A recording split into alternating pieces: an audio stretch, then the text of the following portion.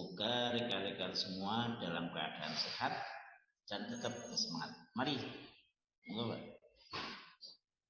tidak lupa kami sapa Bapak Ibu Bu Vivi yang di 605. Apa kabarnya Bu? Semoga sehat dan tetap semangat. Mohon izin karena kewajiban Pak Jan ini suruh mengampu. Juga tidak lupa kami sapa juga Pak Haris yang ada di Kendal. Apa kabarnya Pak Haris? Semoga pada kesempatan ini Pak Haris juga semuanya dalam keadaan sehat dan tetap bersemangat. Juga tidak lupa kami sapa rekan-rekan dari mahasiswa SD Istiqom yang kebetulan sudah ada pada datang beberapa orang. Semoga rekan-rekan semua juga tetap dalam keadaan sehat dan tetap bersemangat. Baik rekan-rekanku yang ada di SD Istiqom maupun ada di Kendal maupun di 605. Pada kesempatan siang hari ini, hari Jumat, kita mata kuliah untuk teori organisasi masuk kepada pertemuan yang ketiga. Pertemuan pertama kita bicara tentang konsep organisasi, yang kedua tentang prinsip manfaat, yang ketiga sekarang kita bicara tentang materi pokok bahasan arti pentingnya kita mempelajari teori organisasi. Seperti biasa, sebelum kita membahas tentang materi yang lebih mendalam, kita sampaikan dulu tentang terkait dengan tujuan pembelajaran dari kita mempelajari materi untuk arti penting kita mempelajari teori organisasi.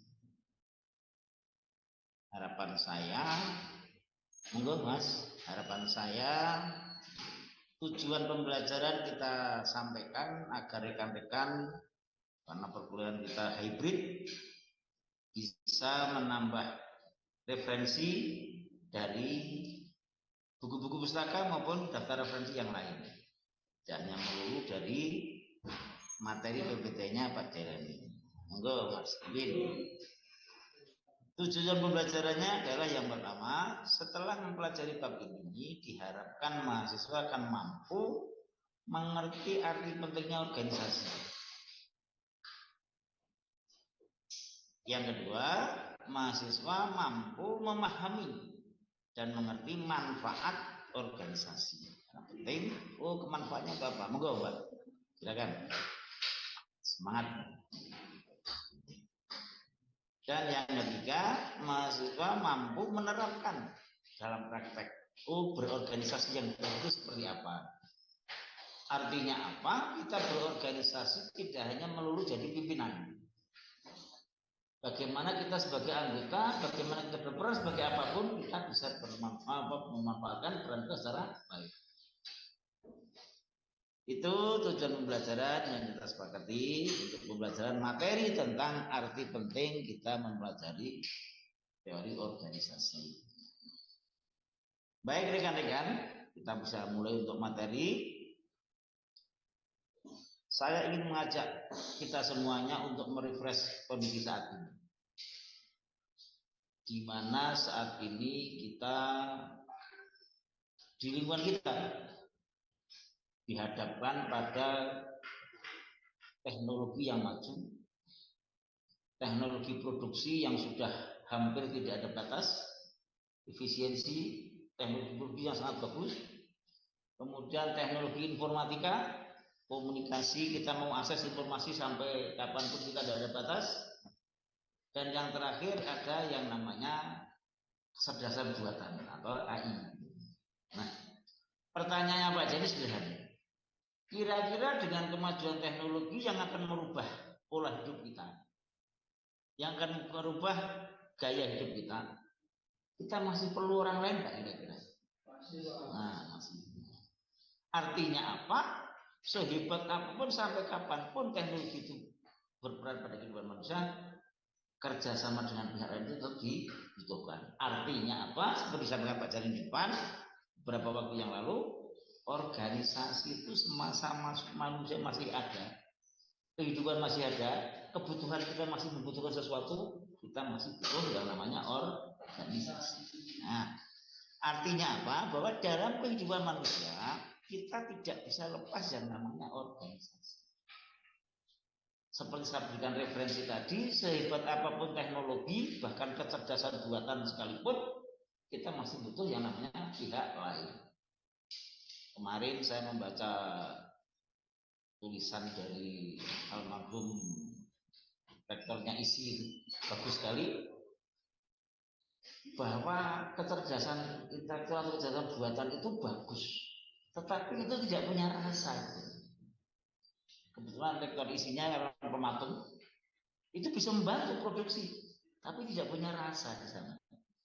Tesnya adalah tetap dari manusia. Nah, kembali kepada pembahasan organisasi, kehidupan manusia itu tidak bisa lepas dari yang namanya orang lain. Dalam skala kecil apapun, kita tetap butuh orang lain. Kalau kita melihat sejarah kita, dari kita lahir pun kita sudah membutuhkan pihak lain. Bahkan kita mau mati pun kita sudah membutuhkan orang lain. Nah, dalam pemenuhan kebutuhan tersebut, apakah itu kebutuhan untuk pemenuhan kebutuhan individu atau untuk kebutuhan kelompok, kita tidak bisa lepas yang namanya peran pihak yang lain. Nah, kalau kita memerlukan pihak yang lain, dengan sendirinya kita mesti bekerja sama dengan pihak yang lain. Saya mengajar, Anda menerima, kita tetap bekerja dengan baik. Pak Jalani mau ngajar sakdami dewi kan tidak bisa. Kita sesuaikan dengan kurikulum yang ada, dengan metode yang ada. Nah, kemudian selanjutnya, apakah dalam bekerja dengan orang lain itu semuanya berjalan dengan lancar? Nah, ada dinamika di sana. Ada gesekan, ada manfaat, ya dan segala macam. Termasuk juga kalau kita melihat yang namanya kerjasama dalam suatu rumah tangga. Atau contoh konkretnya dalam kehidupan usaha bersama. Yang namanya petani tidak bisa hanya menanam dengan sendirinya, tapi juga butuh bantuan pupuk. Setelah ditanam, oh ternyata hasil produknya juga perlu dijual ke pihak yang lain. Ketika terjadi transaksi jual beli, kan ada dua belah pihak, petani yang menjual, pedagang yang membeli. Terjadilah kesepakatan. Satu contoh ini menunjukkan bahwa kita tidak bisa lepas dalam konteks apapun pihak yang lain. Dengan demikian, saya ingin katakan, secanggih apapun kehidupan, secanggih apapun teknologi, kita tidak bisa lepas yang namanya berorganisasi. Contoh konkret, biasanya ada mahasiswa yang melihat enggak dinamika yang sekarang ini menghadapi 2024 ini, Caimin yang lompat sana lompat kemari ini mencerminkan bahwa ini tidak bisa lepas. Sehebat apapun dinamika politik, sehebat apapun kita tidak bisa lepas yang namanya kerjasama dengan pihak yang lain. Dengan demikian saya ingin mengatakan bahwa organisasi itu sangat dibutuhkan dalam aspek apapun. Sekarang pertanyaannya adalah kenapa kita perlu mempelajari organisasi? Kalau kita bicara tentang organisasi, di depan kami sampaikan, selain kita butuh makan, butuh minum, butuh hubungan lawan jenis, kita ada kebutuhan yang namanya kebutuhan sosial. Itu fitrah. Nah, kalau kita bicara mengapa kita perlu mempelajari organisasi, yang pertama sebagai perspektif, sebagai maksud individu manusia. Bahwa manusia sebagai individu, sebagai makhluk individu, juga sebagai makhluk sosial. Artinya apa? Memang tidak perlu dilegalkan organisasi A, organisasi B, tidak. Tetapi kita tidak bisa hidup dengan sendirinya. Sudahlah, hebat apapun kita tidak bisa hidup dengan sendirinya. Kita pinter, kita kaya, kita kuasa, tidak bisa kita hidup dengan sendirinya. Yang pertama adalah karena apa? Perspektif individu manusia. Berarti kita perlu berorganisasi. Dalam arti organisasi dipahami sebagai bentuk kerja bersama. Yang kedua, bahwa makhluk sebagai bagaimana makhluk sosial. Nah, kalau kita sebagai makhluk sosial berarti membutuhkan pihak yang lain.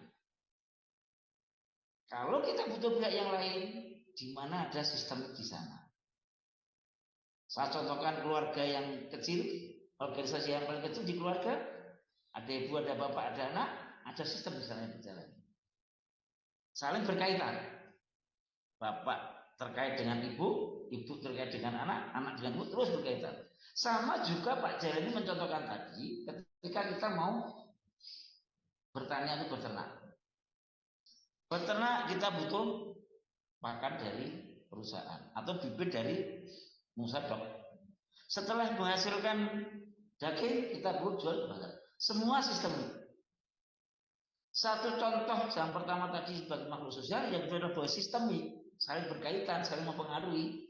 Inilah yang mencerminkan, oh kita itu butuh yang namanya organisasi. Paham ya? Ayo kira-kira ada ditanya dulu sebelum kami lanjutkan, monggo. Yang teman-teman dari Kendal atau dari 455. Jadi kalau kita, monggo kalau ada yang tanyakan dulu silakan. Kami lanjutkan lagi ya. Kalau kita sudah, kepentingan kita, kepentingan sosial kita tidak bisa lepas. Sehebat apapun kita tidak bisa hidup dengan sendirinya. Berarti kita perlu pihak lain. Artinya apa? Kita buat sebuah sistem. Diakui atau tidak, kalau kita yang namanya mahasiswa, butuh pensil ataupun alat tulis. Yang namanya mahasiswa, kalau misalnya merantau, butuh tempat kos. Kalau kos, butuh kantin. Ini berkaitan. Inilah yang menyebabkan bahwa kita selama hidup tidak bisa lepas yang namanya organisasi. Udah sifat apapun. Saya ingin menekankan, semakin majunya teknologi. Karena ada begini, ada kawan begitu, selalu mendewa-dewakan teknologi begitu, bahwa semuanya bisa diganti dengan alat. Bahkan kecerdasan pun bisa dibuat dengan AI itu kan. Wah, nggak perlu. Kalau kamu nggak tahu, ganti misalnya. Nggak bisa seperti itu. Nah, maka kalau ditanya dulu, kalau begitu, mengapa kita perlu mempelajari organisasi? Jangan kemudian dijawab, ya karena ada nanti ada ujian UAS dari organisasi Pak, bukan gitu.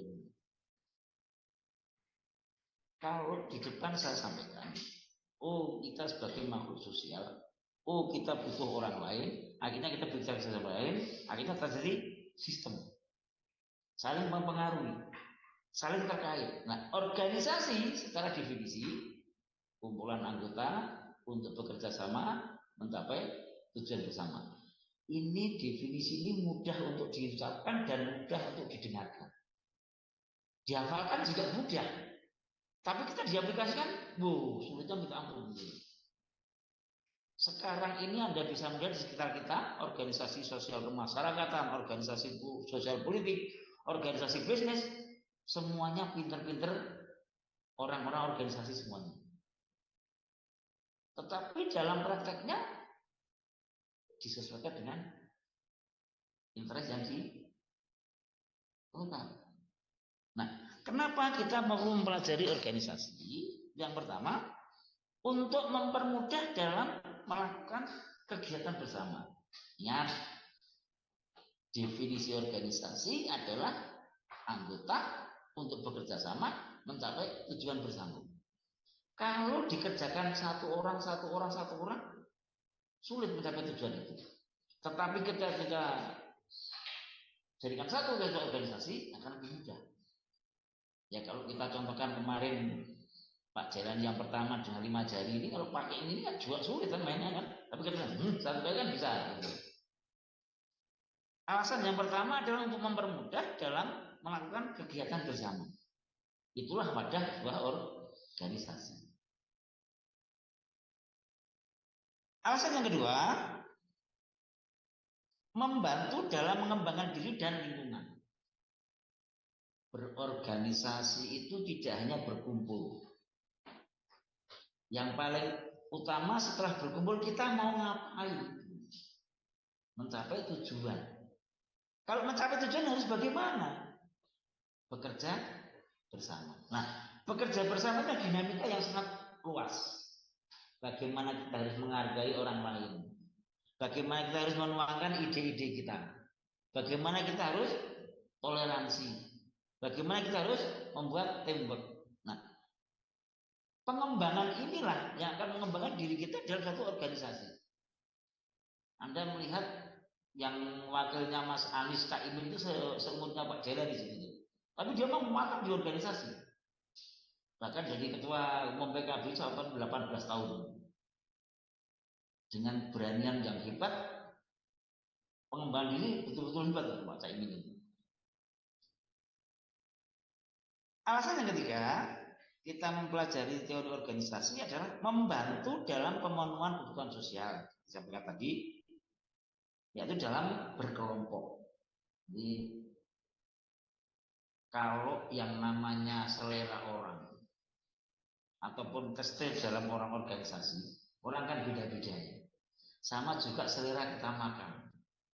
Sama juga selera saat ini. Saya melihat beberapa mahasiswa ini bajunya beda semuanya. Hanya berapa orang ini? Nah, dalam berorganisasi, pemenuhan kebutuhan sosialnya juga beda-beda. Anda bisa lihat para pengusaha-pengusaha itu meskipun sudah jadi direktur, beberapa direktur masih masuk dalam organisasi, misalnya Kadin, ya kan? Oh, misalnya seperti calonnya tim pemenangnya Ganjar itu Mas Arsad itu kan ketua Kadin pusat, masih muda.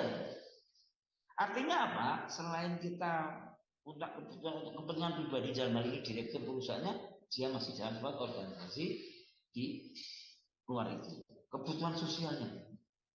Anda lihat kalau ketua-ketua organisasi olahraga di Indonesia kan mantan-mantan jenderal-jenderal kan, KONI misalnya, PSSI ini kan.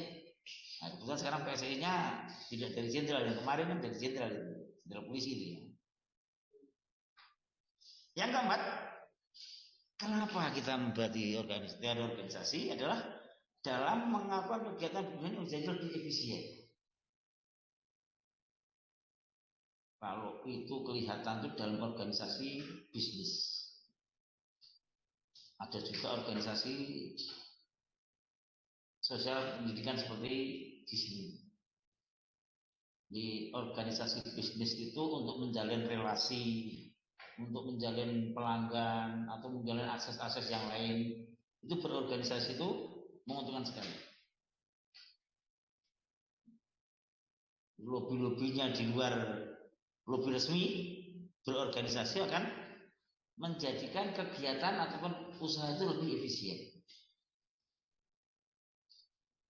Yang kelima adalah untuk mempermudah dalam melakukan pekerjaan bersama. Jelas, organisasi itu melakukan kerja yang bersama-sama. Nah, dari 1, 2, 3, 4, 5, alasan kita mempelajari teori organisasi, kalau kita komparasikan dengan materi yang pertama, yaitu dengan konsep organisasi. Organisasi adalah kumpulan beberapa orang untuk melakukan bekerja sama, mencapai tujuan bersama. Ininya keruh. Apalagi kalau kita kumpul lagi dengan pembahasan yang kedua, kita melihat dengan prinsip-prinsip organisasi. Saya berharap rekan-rekan mahasiswa semuanya selain nanti mengerti dalam ujian tengah semester maupun ujian akhir semester, 1, 2 ini akan menjadi fondasi saudara dalam mempelajari teori organisasi. Oh, konsep organisasi divisinya seperti ini toh. Oh, prinsip-prinsipnya begini toh. Alasan apa ini toh. Nah, akhirnya apa? Saya berharap selain saudara mempelajari mengerti teori, juga dalam aplikasikan dalam praktik nanti bisa berhasil. 1, 2, 3 ini saya berharap menjadi fondasi saudara dalam mempelajari mata kuliah teori organisasi. Monggo, ada pertanyaan? Silakan, ambil waktu. Ini ada yang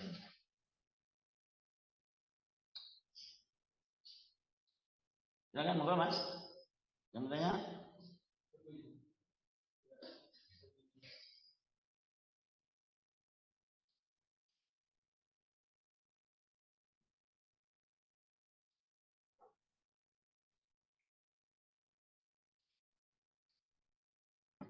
Sudah? Sudah ya? Nah, kalau kita sudah mengerti kenapa alasan kita mempelajari organisasi, harapan saya seperti kita misalnya mencari teman, mencari kawan. Kita melihat saya ingin mencari teman itu mau apa sih? Apa yang latar belakang? Saya kenal Mas ini, saya apa latar belakang? Oh, harapan saya seperti apa? Nah, sekarang kita bicara tentang manfaat berorganisasi. Manfaat berorganisasi yang pertama adalah membantu mempermudah dalam pencapaian tujuan. Kalau kita masuk dalam satu organisasi, apalagi organisasi sosial kemasyarakatan, organisasi bisnis, titian karirnya itu kan jelas. Tapi kalau kita hanya pasif saja sebagai ini kan enggak, sulit. Nah, berorganisasi akan mempermudah dalam pencapaian tujuan tersebut. Apalagi, mohon maaf ya, Pak Jalani kalau bicara organisasi yang lebih di sekitar kita mudah-mudah saja. Misalnya dalam pilkada, kepala daerah. Kebetulan kalau di Solo Raya tuh hampir saya banyak komunikasi dengan kawan-kawan itu. Kalau dari pengusaha itu mikirnya saya harus nebeng, karena undang-undang kan harus lewat partai politik atau kalau pribadi kan ada dukungan sekian kan. Ketika pengusaha itu sudah mulai acang-acang. Saya ada teman di Karanganyar, kebetulan sekarang jadi ketua Kadin Pak Joko Sutrisno itu sudah digadang-gadang, jadi acang-acang 2026 lewat mana ini maksudnya. Nah, berorganisasi mempunyai manfaat untuk mempermudah dalam mencapai tujuan. Pak Joko Sutrisno jadi ketua Kadin, jadi pengusaha di Karanganyar. Kemudian dia aktif di organisasi sosial kemasyarakatan dalam rangka untuk mencapai target tujuan itu. Yang kedua, manfaat organisasi adalah membantu optimalisasi potensi dan kelompok, potensi diri dan kelompok. Kira-kira dari rekan-rekan sini sudah ada yang berorganisasi dalam bentuk formal selain di OSIS itu apa? Yang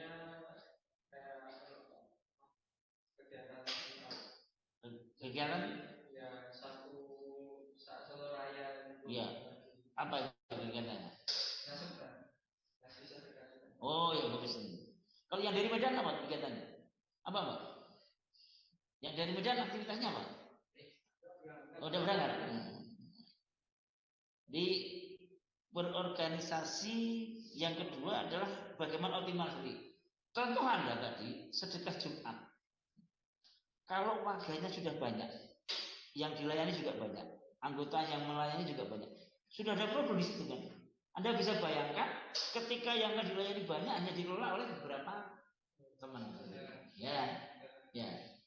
Ini sudah bukan. Oh, berorganisasi. Oh, ternyata ini sedekah Jumat yang itu sangat mulia, akhirnya bersama teman-teman. Nah, yang kedua adalah bagaimana organisasi bermanfaat untuk optimalisasi potensi diri. Anda jadi kenal dengan banyak pihak.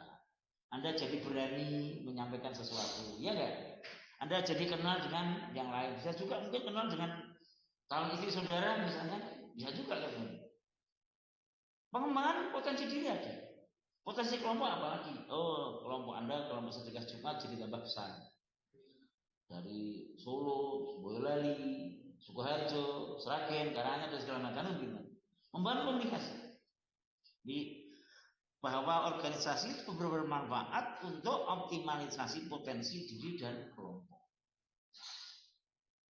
Yang ketiga, organisasi mempunyai manfaat dalam pengembangan individu dalam tim. Sama contoh ini tadi.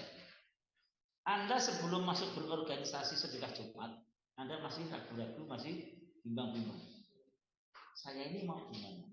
Ketika sudah masuk 1 kali, 2 kali, Anda kerasa. Nah, Anda serasa ada PD-nya, ada ternyata berbuat baik, ada nikmatnya. Ternyata enjoy. Akhirnya apa itu? Jadi bahwa organisasi akan bermanfaat dalam pengembangan individu potensi individu. Ya kalau Anda masuk dalam tulis hanya diam saja ya tidak ada manfaatnya kan gitu. Jadi yang lain lagi misalnya selain sedekah Jumat ada lagi yang di organisasi apa? Apa Mas? Karang Taruna misalnya. Nah, di Karang Taruna dengan latar belakang yang berbeda-beda. Mungkin ada yang dari SMA, ada yang sudah kuliah, ada yang putus sekolah, wacananya kan beda-beda. Nah, Anda yang sudah berpendidikan misalnya harus menyesuaikan dengan yang putus sekolah. Karena kita satu tubuh. Lalu Karang Taruna gitu. Ketika membuat program kerja yang harus bisa disepakati bersama. Jangan mahasiswa kayak program kerja sak kena di teman-teman kan mesake kan gitu. Atau mungkin yang SMA yang kurang harus bisa disinkronkan. Jadi pengembangan individu dalam teamwork, kerjasama yang kompak. Kalau melakukannya sendiri-sendiri ya bukan organisasi itu namanya. Jadi paham ya untuk sedekah Jumat ataupun untuk Karang Taruna sudah bisa menggambarkan manfaat daripada organisasi tersebut. Kemudian yang keempat, manfaat organisasi adalah dapat menumbuh kembangkan kreativitas dan inovasi. Kalau saya yakin Mas yang di kelompok sedekah Jumat tidak mungkin setiap Jumat yang dikasih hanya itu saja kan tidak mungkin kan, berubah kan, atau mungkin menunya itu saja kan tidak mungkin kan, mereka kan berbeda kan. Nah ini salah satu bentuk kreativitas dan inovasi. Kalau kemarin di daerah ini sekarang di daerah ini agar ada pemerataan.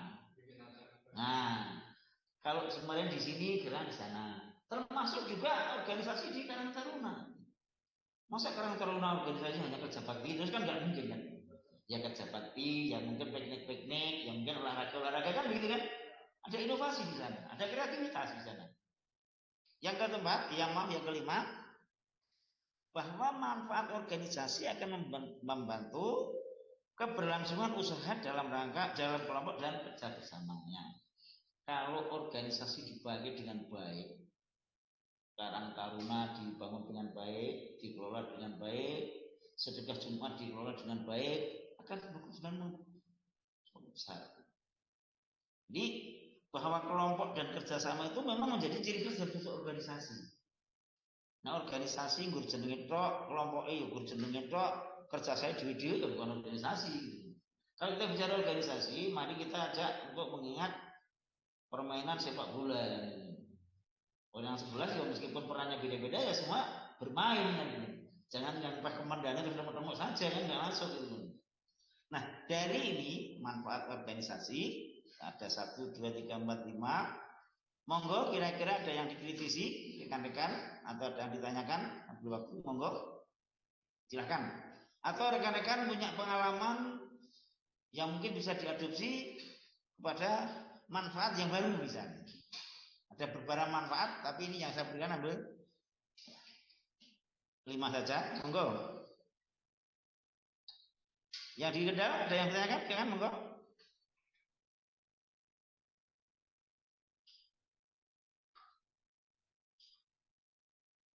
Enggak, aduh. Sudah enggak? Bu Vivi, ada yang tanyakan dia? Dari 605 Bu.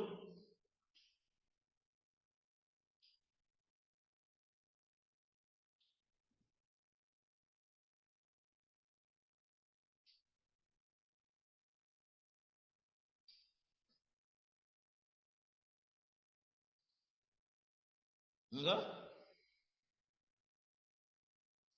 Kalau tidak, sebelum kami tutup, karena ini saya tadi di depan kami sampaikan bahwa mengapa kita mempelajari teori organisasi. Saya ingin bercerita nyata fakta terkait dengan pengalaman pribadi dan semoga ini menjadi inspirasi dari rekan-rekan semuanya dalam rangka organisasi. Karena topik kita adalah mengapa kita perlu mempelajari organisasi. Saya mengalami betul ketika masih mahasiswa itu senang berorganisasi. Apakah itu organisasi kemahasiswaan dalam konteks kajian, misalnya kelompok studi, atau organisasi-organisasi di luar kampus, misalnya HMI. Ketika itu, jujur aja saya hanya kebawa teman-teman. Teman-teman ikut, bahkan mungkin kalau di HMI itu karena gengsi-gengsian. Ya. Teman-teman HMI itu kan kritis-kritis, kita pengen jadi orang kritis. Nah, dari sana dinamikanya yang namanya di HMI, kalau saya dulu itu kan HMI itu himpunan mahasiswa Islam, mahasiswanya anggotanya dari beberapa perguruan tinggi. Dari perguruan tinggi yang di Solo, ada yang dari UNS, UMS, IAIN dan segala macam bergabung membentuk sekretariat waktu di Yosodipuro. Nah, saya ingin menekankan pengalaman, manfaat maupun latar belakang berorganisasi tadi bab ini. Ini praktek nyata ya. Yang pertama, ketika saya masuk berorganisasi itu pikirannya ya sederhana, pokoknya pengen mengembangkan diri, pengen awal konco-konco di luar kampus saya saja, pengen mengembangkan dengan kampus-kampus yang lain. Akhirnya saya berkembang terus sampai pada HMI, sampai di Komisariat Jogja.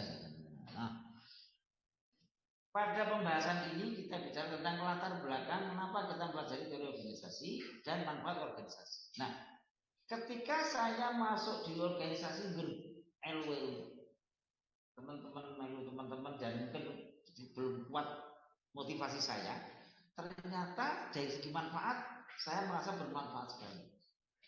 Kenal dengan banyak orang, punya kolega, bisa mengembangkan diri, bisa berargumentasi dan segala macam. Nah, puncaknya saya ingin mengenalkan kepada rekan-rekan, ketika saya sebetulnya sudah bukan mahasiswa lagi, sudah berpekerjaan, bergabung pada organisasi lagi yang lebih besar, yaitu organisasi sosial politik. Saya punya pengalaman yang sangat menarik dan insya Allah tidak saya gawe-gawe. Ketika waktu itu tahun 2019 itu, sekarang KPU gitu. KPU itu kan Komisi Pemilihan Umum, dulu namanya PPD. Jadi yang mengatur pemilu saat itu namanya PPD itu sebetulnya saya jadi anggota di situ, termasuk pimpinan. Nah, era reformasi itu yang namanya kacau kan seperti itu, orang-orang penggerak dan maaf, gaungnya kuat-kuat itu ternyata ketika punya kesempatan main duitnya minta ampun. Saya waktu itu rapat 2 kali berlima. Ini fakta, betul. Tuhan Allah yang menjadikan. Di rapat intinya harus membuat proyek, sing proyek itu rada fiktif. Bukan rada fiktif ya, Bu. Proyek sing iso dimanfaatkan untuk kebutuhan pribadi. Sebenarnya ratusan juta. Waktu saya masih idealis. Saya nggak setuju saya ngomong gitu. Dari berlima yang setuju hanya saya. Yang satu udah nggak setuju silakan. Voting, jalan kalah. Oke. Saya mungkin kalau voting kalah. Udah kasih voting, silakan dilanjutkan. Saya akan keluar, saya akan ngomong dengan wartawan bahwa Anda melakukan seperti ini. Dulu belum ada seperti ini, nggak bisa rekam-rekam, nggak bisa ngapain kan gitu. Nah, saya ingin mengatakan kepada saudara, iki lo berorganisasi, dinamikanya seperti itu. Ketika kita bicara latar belakang, kenapa kita masuk dalam organisasi, mungkin belum begitu detail. Saya ingin menegaskan kepada rekan-rekan semuanya yang ada di STE maupun di Universitas Telkom, berorganisasi itu menurut kehendak hati. Nek pancen ora minat ojo dipaksakan. Nanti tidak ada artinya kita paksakan. Oh ternyata kok kita minat, meskipun minatnya belum begitu. Nah, ya seperti sudah tadi, ya alu-alu sih rapopo. Ternyata sudah, oh kok enjoy gitu. Sama juga saya. Ketika kita masuk latar belakang, ya udah kita berorganisasi gitu kan. Tapi ketika dan sekali lagi, seandainya ternyata kok tidak cocok ini, tidak masalah kita keluar.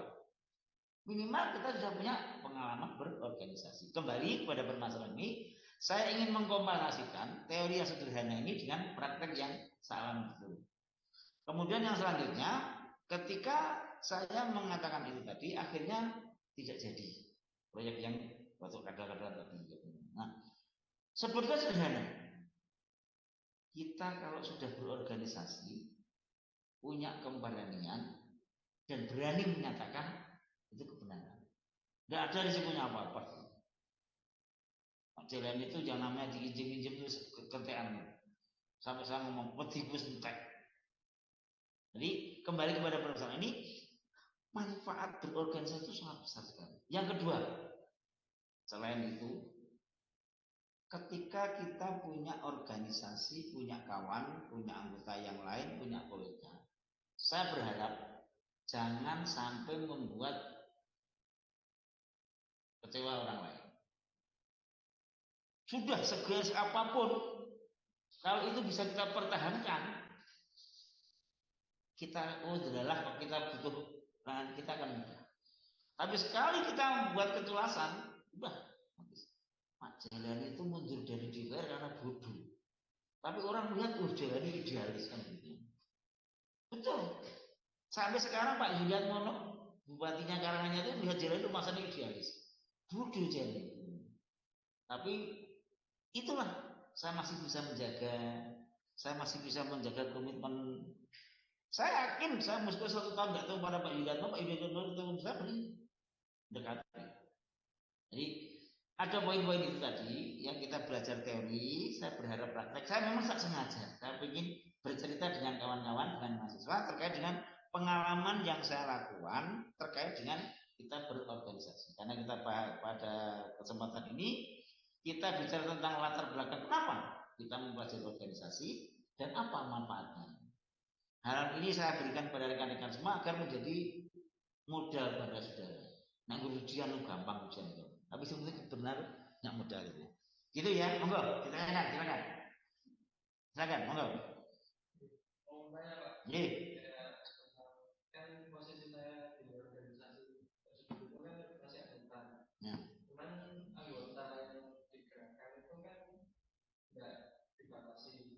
Kamu mau dari golongan mana, silakan. Kamu bahkan non Islam pun boleh ikut. Ada namanya Pak Andri itu juga seperti ikut. Tapi caranya mereka digerakkan itu kan harus ada orang yang bisa digerakkan. Itu gimana? Ya, nih. Nah, itulah pentingnya publik figurnya, Mas. Tokohnya itu penting. Jadi, saya contohkan lagi saya pribadi. Saya itu kembali berorganisasi memang sudah suka dari dulu.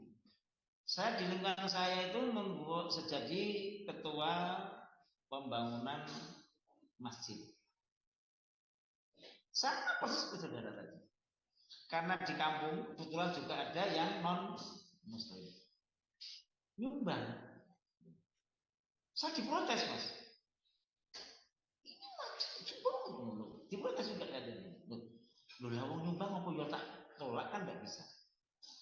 Nah, kembali ketika saya harus sampaikan bagaimana publik atau tokoh figur itu bisa dipandu menjadi anggota.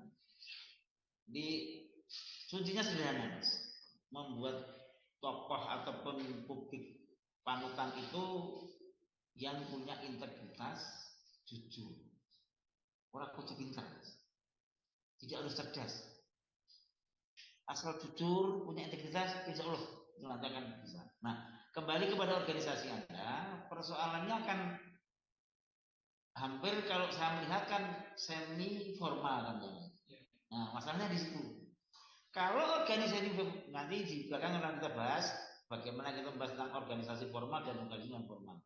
Tapi karena sudah bertanya, kita bahas ini. Nah, persoalannya yang jadi persoalan adalah bagaimana organisasi semi formal itu akan menentukan pimpinannya itu kan berbagai aspek. Betul kalau organisasi formal, maaf ya, perguruan tinggi, jeret, yayasan tentukan ini jadi.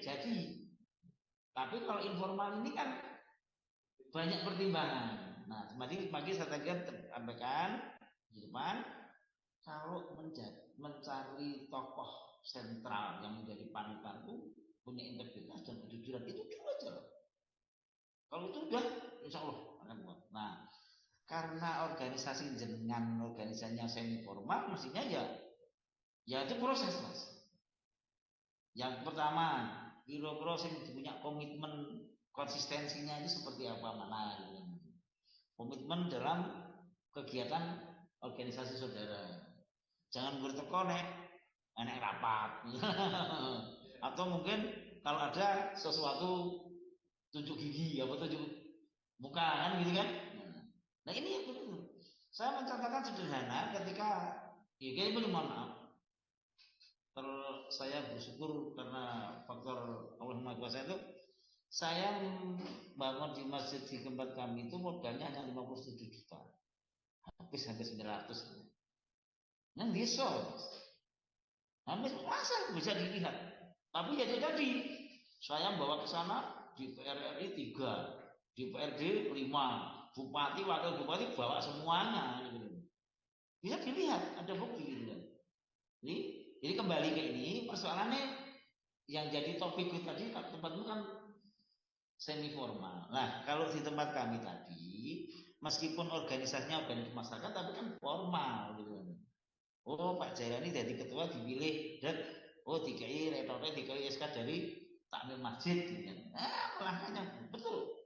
Ini saya bawa di PRR itu 3 dari Demokrat, dari PAN, dari Golkar, dari Golkar. Kemudian yang dari daerah itu semuanya saya bawa semua fraksi, PKS sama bawa semuanya.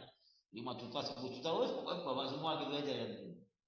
Dan saya mulai buktikan ketika jadi tadi manfaat berorganisasi ketika saya dulu mungkin dalam berpolitik meskipun tidak jadi DPR ya karena masih bodoh, tapi mereka melihat Jailani idealis padahal juga bodoh gitu.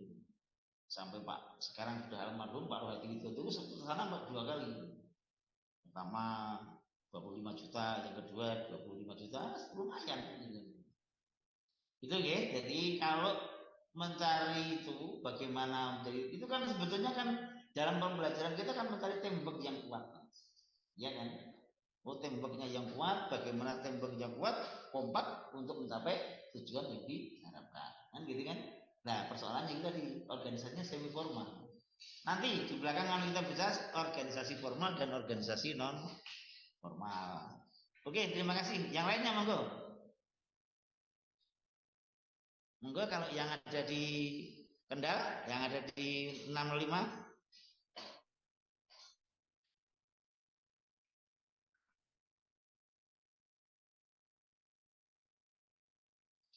Kalau tidak, kita lanjutkan. Sebagai penutup perkuliahan pada kesempatan ini, perlu kami sampaikan bahwa organisasi itu sangat penting dan dibutuhkan dalam segala aktivitas manusia. Sehebat apapun teknologi, sehebat apapun peradaban. Jadi kalau sekarang ada bicara globalisasi dan segala macam, hanya bentuknya organisasi saja yang beda-beda.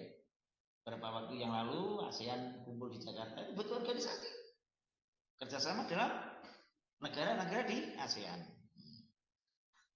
Alasan mempelajari organisasi dapat dilihat dalam perspektif 2. Yang pertama adalah perspektif manusia sebagai makhluk sosial. Yang kedua adalah perspektif sebagai sebuah sistem. Di mana sebagai makhluk sosial kita membutuhkan pihak yang lain. Kalau membutuhkan pihak yang lain, mending ada kerjasama yang saling terkait. Tidak bisa kerjasama dengan sendiri-sendirian. Kemudian bagaimana manfaat dalam kita mempelajari organisasi, ada banyak manfaat. Sebetulnya manfaat bisa diterjemahkan dari banyak sekali. Saya mencoba untuk menjadi yang 5 itu saja. Jadi ada referensi yang lain lebih banyak lagi, tidak masalah. Baik rekan-rekanku semuanya, untuk perkuliahan pada kesempatan ini, materi kuliah tentang materi pokok bahasan tentang alasan pentingnya kita mempelajari teori organisasi. Saya beri waktu lagi, kalau ada yang bertanya silahkan monggo. Ya Pak, ya Pak. Silahkan monggo. Ya, sebentar. Assalamualaikum, selamat siang Pak. Waalaikumsalam monggo.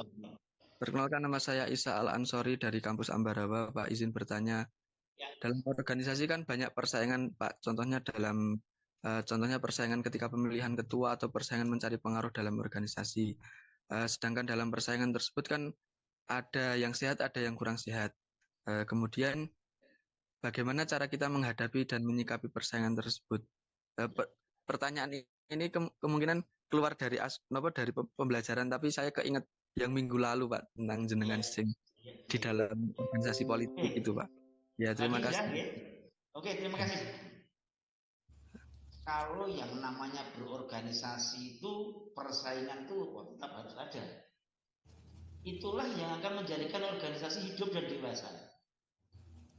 Kalau tidak ada persaingan, kita tidak ada bisa berkembang. Organisasi kok meneng-menengan, ya udah berkembang. Tidak ada pengembangan individu. Padahal kita tadi belajar tentang organisasi, salah satunya adalah untuk pengembangan individu. Nah, kemudian pertanyaannya sekarang, bagaimana menghadapi persaingan itu? Inilah dituntut kemampuan kita.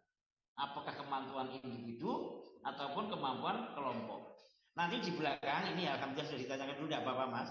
Di belakang nanti akan kita bicara dengan bagaimana perilaku individu, perilaku kelompok, dan perilaku organisasi. Nah, ini sudah ditanyakan di depan, tidak masalah. Bagaimana menghadapi persaingan yang tidak sehat? Sikut-sikutan, apalagi kalau organisasi politik itu persaingannya tidak harus bagaimana pakai membunuhnya pakai pistol atau pakai berani, tidak, tapi membunuhnya pakai rangkulan, pelukan, dan senyuman. Organisasi politik itu kalau membunuh tidak pakai senjata, tapi pakai senyuman dan pelukan, bisa mati dengan sendirinya. Contohnya Pak Jailani. Ya. Kembali pertanyaan itu, jadi kalau persaingan yang tidak sehat, kembalikan pada norma-norma organisasi, Mas. Kalau persaingan misalnya bersaingnya terhadap suatu jabatan tertentu profesional, kita salah kemampuan, ya kita harus mengakui kita salah, kita kalah. Tetapi kalau persaingannya kemudian pakai lobby-lobby, pakai simpati, pakai ini segala macam, ya ini harus kita lawan kan gitu. Nah, pertanyaannya sekarang, ya caranya melawan kan begitu kan? Inilah dibutuhkan kemampuan kita, pengembangan diri dari segi manfaat tadi. Bagaimana optimalisasi potensi diri dan kelompok. Kalau yang namanya bersaing dalam satu organisasi, itu mesti ada. Sama juga seperti yang namanya konflik. Organisasi itu tidak ada yang lepas dari yang namanya konflik. Kalau tidak mau konflik, jangan berorganisasi. Organisasi itu mesti ada konflik. Hanya persoalannya konflik itu besar atau kecil.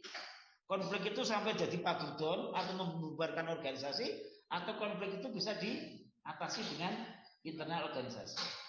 Kalau persaingan yang tidak sehat, kita kembalikan pada norma organisasi. Misalnya kita di organisasi yang kita ini di organisasi pendidikan.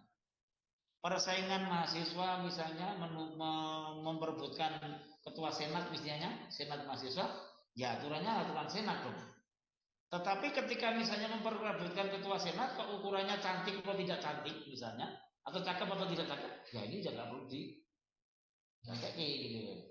Kalau bicara senat mahasiswa misalnya, kriterianya juga kriteria tentang senat. Saya ingin mencontohkan atau menekankan bahwa berorganisasi meskipun beda-beda, tetapi dalam koridor yang sama. Ingat, beda orang, beda watak, beda latar belakang, tapi bekerja sama. Yang namanya sepak bola itu kan dia sikut-sikutan kancane kan tetap ada. Nabrak kancane juga ada. Kelarang juga ada. Tapi kan tidak harus bubar kan? Nah, bahkan lagi, ayo buat lagi. Sama juga saya mencontohkan ketika saudara bersaing dalam satu organisasi. Lu kalau bersepak bola nabrak ketepang kancane ya memang benar bang, makanya naik kaki gitu loh. Berorganisasi dalam persaingan, misalnya buat ketua, kalau konteksnya masih dalam konteks ketua, ayo. Tapi kalau sudah itu ya jangan dilanjutkan dong. Misalnya kita mau organisasi kepemudaan yang di kriterianya yang kaya atau yang tidak kaya kan nggak nyambung gitu kan. Ya kalau ini tidak dilanjutkan dong, karena kriterianya sudah nggak pas. Saya ingin contohkan sederhana, kalau kita bermain badminton, ya aturannya badminton. Jangan kita badminton, tapi yang dipakai aturan renang gitu kan. Nggak nyambung gitu loh. Semuanya ada rule of the game-nya masing-masing. Gitu ya Mas. Jadi kalau kita bersaing, oke. Kalau kita bersaingnya udah nggak beres, kriterianya nggak nyambung ya. Kenapa harus kita lanjutkan? Kenapa harus kita imbangi? Habis-habiskan energi gitu kan. Dan itu dalam praktek banyak, apalagi kalau di perusahaan-perusahaan bisnis gitu. Itu Mas, yang lainnya lagi monggo. Terima kasih Pak. Ya, yang lainnya lagi silakan.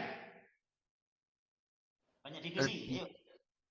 Di live chat ada ini Pak, izin Ya. membacakan ya Pak. Ya monggo. Selamat siang Bapak, saya Dewi dari Stekom Kendal, izin bertanya.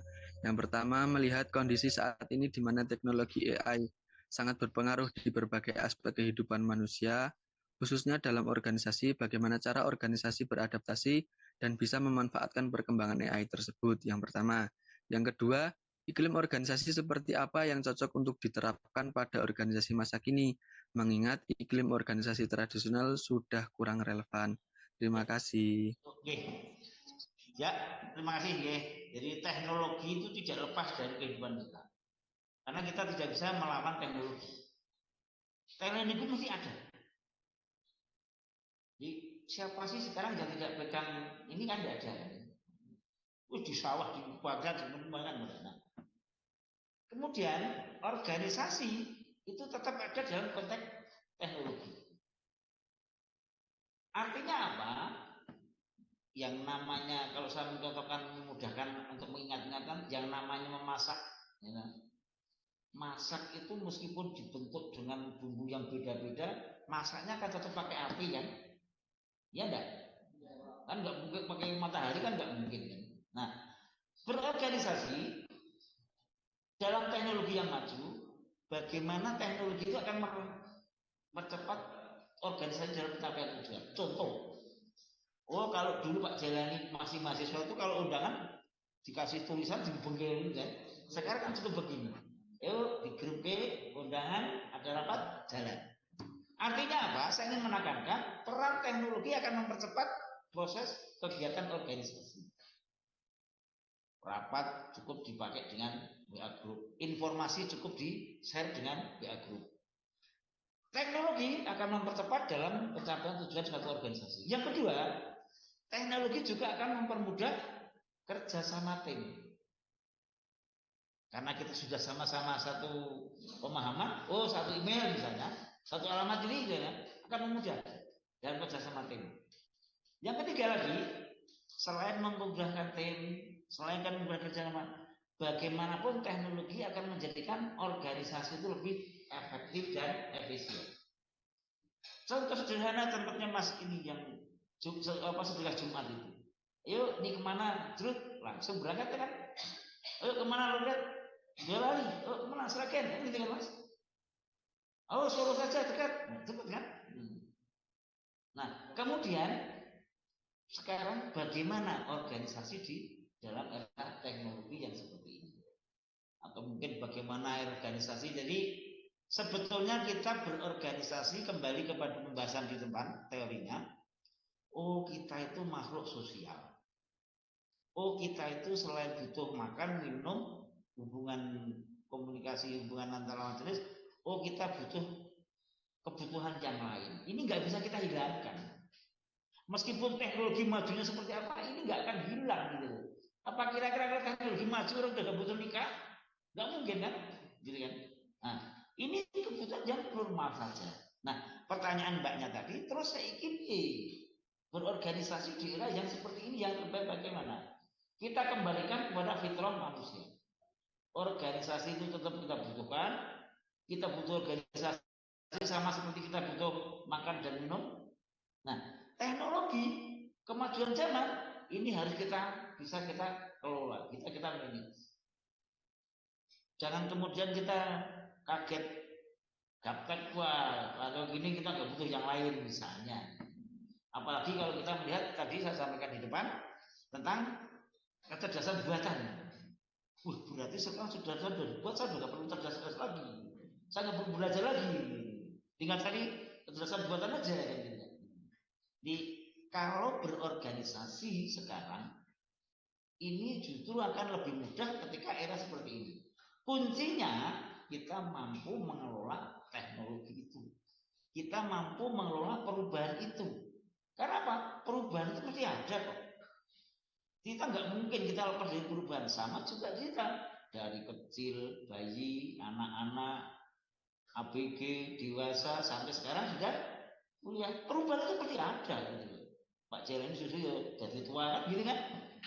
Gitu ya Mbak. Jadi berorganisasi di era saat ini, di era teknologi ini, bahwa bagaimana kita tetap menempatkan organisasi sebagai sesuatu kebutuhan manusia, kebutuhan sosial, kemudian bagaimana kita mengelola situasi kemajuan teknologi ini. Penyesuaiannya adalah di perubahan itu sendiri. Gitu. Yang lainnya monggo, silakan. Ada lagi? Udah? Ini mohon maaf ya untuk yang evaluasi, yang soal yang pertama ini salah, ini tidak masuk di apa saja perbedaan sistem terbuka tertutup dalam organisasi ini, bukan belum materi ini sebenarnya. Evaluasi tolong ya, yang nomor 1 di Del, jadi yang di 2 dan 3 saja. Monggo kalau ada ditanyakan silakan. Kalau ada yang mau komen, berikan waktu. Tidak ada nggih? Ini sudah?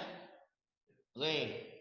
Terima kasih rekan-rekanku semuanya. Kami ucapkan dari STI-STIKOM Kartasura, kemudian dari Ambarawa atau mungkin dari Kendal, kemudian dari Majapahit 605. Juga tidak lupa kami ucapkan banyak terima kasih dan apresiasi yang setinggi-tingginya kepada Bu Vivi di 605 maupun Pak Haris di Kendal. Kami mohon maaf apabila dalam penyampaian banyak kekurangan, banyak kesalahan. Akhir kata kami akhiri. Terima kasih atas perhatian dan komitmen bersama. Kami akhiri. Assalamualaikum warahmatullahi wabarakatuh. Waalaikumsalam warahmatullahi wabarakatuh. Terima kasih Pak.